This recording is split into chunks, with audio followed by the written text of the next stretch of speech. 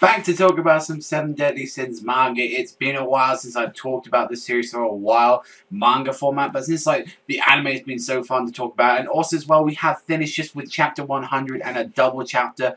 I kind of want to start talking about Sins again. It's been a while, and yeah, pretty much just talk about the whole Kingdom infiltration war.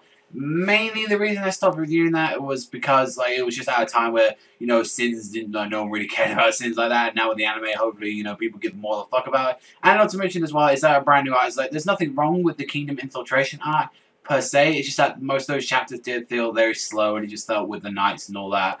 And I want to see the Sins, man. That's the whole point of the series, the 7 deadly sins. And hopefully with a brand new arc and kind of the whole goal of the series pretty much complete, since there's 6 of the sins already there.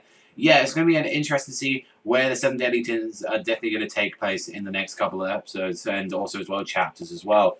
So from what we see from 101, it was pretty much everyone repairing the kingdom and everyone trying to get along.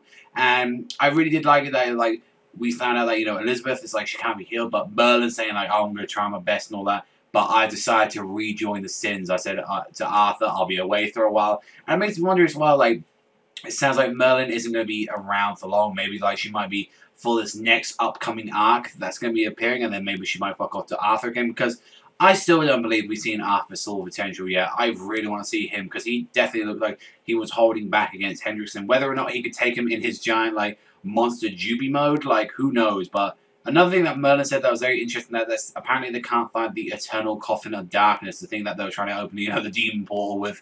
And one thing is that a mysterious bird took that, and so that makes me wonder who else among the knights and all that were trying to steal that. Why was that monstrous bird took that? And it's really the big question now is who's going to be the villain? Because I have one theory, and it mainly has to do with 102, but I'll get into that in a minute.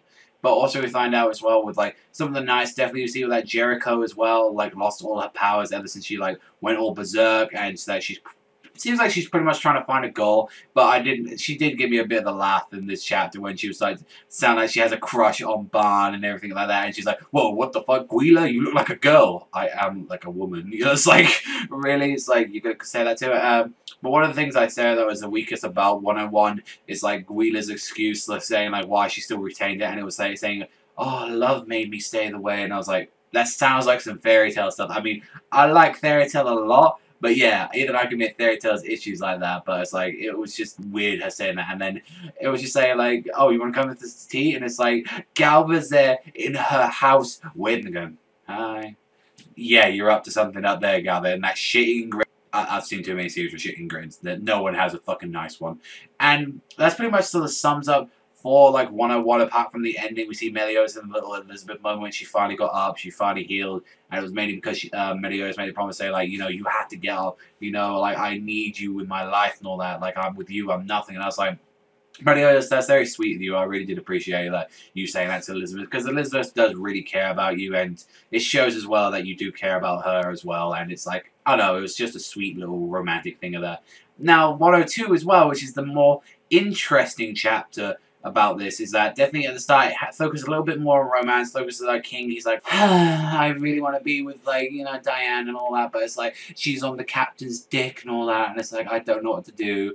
And one thing that we find really interesting is that Diane is actually a small size right now, and it's thanks to Merlin's magic, in those little magic crystals that transform her for 7 hours or so, and this is her dream. And I'm not gonna lie, Diane looking pretty cute. She was looking absolutely cute in this chapter. I was saying looking pretty hot, and it's I'm just saying, Dan, you look pretty good, even as your small little form as well. But it seems she still retains strength as well. So maybe this might be a thing in the series now, that maybe Diane is going to be all small size. But one thing that was very interesting about this is that she actually asked King to go to the festival with her. I hate how King was oh, why didn't you ask the captain? No, this is your chance right now. Go in. And it just makes me wonder why is Diane like that? Is maybe now that she's small, has she seen it in a small light? Maybe it's because she saw that scene with Meliodas and Elizabeth, that she's finally accepted. I feel bad for kind of King in the way, because King didn't really get that much screen time after the whole Hellburn situation. But I really don't want him just to get pretty much he's sloppy seconds, that's what he is. If I can't have Meliodas, I'll have King. I don't want it to be like that, but it's I really do want King and Diane to hook up together around by the end of the series, because I think these two really suit each other. And also as well as in that special chapter with King Sin, I really do respect him a lot, and I mean a lot. One thing I really did like as well, after that whole festival stuff, was actually the Gilthunder and Meliodas part, when those two were actually talking, and then actually having that beer that was a reference to, like, the second chapter about the whole thing with Gilthunder, like, in the second episode. I really liked that. I thought that was like, oh, this is that stuff that you said that tasted like absolute crap.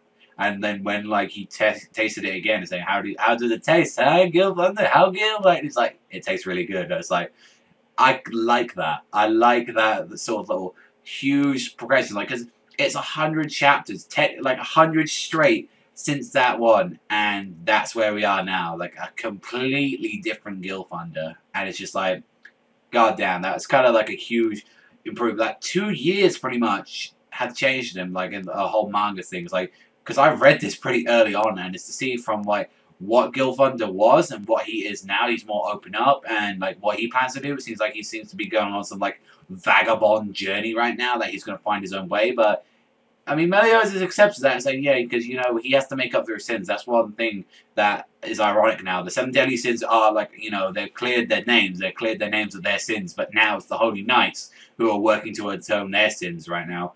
And I don't know, I kind of find it interesting. Maybe we might have, like, see Gilthunder every now and then throughout the manga or something like that. Because I'm really curious as well. Another thing to question is, like, how long can the manga keep going on now? Now that the whole sort of goal has been reached throughout the series, the main goal. So maybe most of the time now it might feel like it's being dragged on or just added on. I mean, I love Sin, so hopefully this next arc is going to be very interesting to see what they're going to do with the whole demons, and who knows, maybe the armors and the other stuff as well.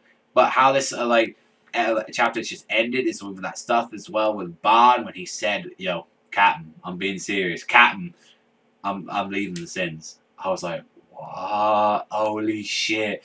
Like, when Barn is serious, he is fucking serious. And I think this is a lot to do with that. He can't let go of that situation. He wants to kill Meliodas, but I think right now, he's kind of at a conflict whether or not what he's going to do. I think he's still, because, you know, he cares for that girl deeply, so fucking badly, that he's like, I'm going to have to kill him. I'm going to have to kill Captain. I'm going to have to kill one of my friends right now. And that's one thing that I think Barn is, like, just going at a little journey right now to decide, am I even going to go this far? Am I even going to go and kill one of my friends, the captain of the Sins right now, for something that could not even be true? That's what I feel like what it could be right now. Or he's just looking for his own journey. And not to mention as well, Gowther, I don't fucking trust right now. That's one thing I want to say. I do not trust Gowther one fucking bit. When he's also said, like, at the end of this, like, chapter, we saw him, like, sleeping with Guila, and it's like, that shit-eating grin. And this made up with a theory as well that I came up with, Gowther. You know how Gowther's ability with one of his arrows is actually to manipulate memories? Yeah. And he was actually showing memories and stuff to everyone and all that. I have a feeling that Gowther may actually be saying some shit, because there was some stuff that Meliodas was saying at the start, saying, you know, Merlin, I want to talk to you about 10 years ago. And Merlin was like, oh, yeah, sure, you know, she's just accepted. Maybe that's just how Merlin is, maybe, and Meliodas, they, you know, they're so chill that they don't give a fuck about, yeah, I backstabbed you. Like, yeah, you know, it's just cool. I honestly think Gowther has something involved with this, or maybe as well, like, I don't know, Barn and Gowther are, like, teaming up for something right now. Like, because I honestly would not be surprised if Gowther betrays the Sins right now. Who knows? Maybe he might be secretly working with Escanor. Maybe Escanor, the last Sin, is that reason that we saw that bird right now. I mean, we still need to see, you know, the lion, Pride. Like, we need to see Escanor right now. So, I'm really curious where the fuck he is in the series right now, because he's the last Sin that they need to see. And from what everyone's been building up to him, it sounds like he's going to be an absolute beast. So, overall, for 101, it was a nice chapter. It was like, you know, Merlin decides to rejoin the Sins, that whole stuff with, like, fucking Gowther, like, tapping that fucking Guila ass, and, you know, Jericho. It was kind of like, yeah, like, slowing down the pace a bit, and some nice little romance elements. I liked it, but not too much on the progression-wise, just, like, set up for the next arc. So I'm going to give that one a 6, personally. And then also as well for the 102 with the King stuff, the Gilthunder, you know, Barley. That is some huge shit right there. Barn saying he's leaving the Sins and getting that confirmation that Gowther, I don't fucking trust you kind of shit. That kind of stuff. I don't fucking trust you one fucking tiny bit right now. Gowther, I've learned too much throughout the series that I love when anyone does a shitting grin and then they're tapping something and they're like pretty much acting all suspicious and shit. That goes to show me in my heart right now not to trust you. But other than that, I thought that was an amazing chapter. I mean, I like the King stuff, like the Diane. I thought Diane was absolutely adorable when she asked freaking King out on a date and all that to the whole festival. Hopefully, the King don't get cock blocked. I mean, that's every man's dream. You don't get cock blocked or anything like that by the captain or anything, or you don't, get pussy whipped. But, I'm going for you. Good luck, King.